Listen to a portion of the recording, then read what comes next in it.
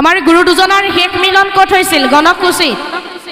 যেতিয়া আমাৰ গুৰুজনাই অসমৰ পৰা আমাৰ সমাজৰ পৰা শেষ বিদায় লৈছিল, তেতিয়া আমাৰ মাধৱ পুৰুষে কান্দি কান্দি কৈছিল, হে কৃপালু গুৰুজন, তুমি যদি গুচি যোৱা মই তোমাক ক'ত বিচাৰি পাম?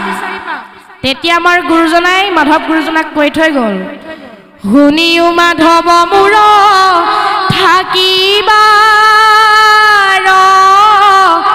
থান, কীৰ্তন দশম মূৰ মূৰ্তিৰ সমান,